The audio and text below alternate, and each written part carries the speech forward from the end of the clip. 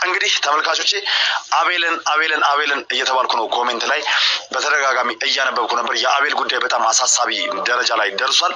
ያንን ጉዳይ ያላወጣሁት ወደ በሚዲያ ነገሮችን በጥልቀት ላጣራ በሚል ነው።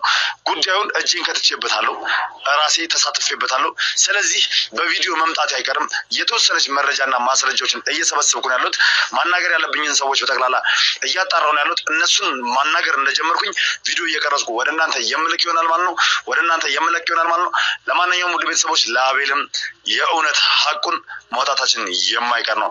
አቤል ላይ እኔ ሙሉ በሙሉ እምነት አለኝ፣ እንደዚህ አይነት አጸያፊ ተግባር እንደማይተገብር።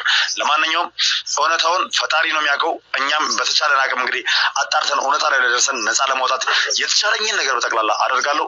አቤል የኔም ወንድም የእናንተም ወንድም ለሁላችንም ጀግና ወንድማችን ነውና ከጎኑ እንደሆንን ላሳውቃችሁ ፈልጋለሁ። ሰናይ ጊዜ ይሁንላችሁ።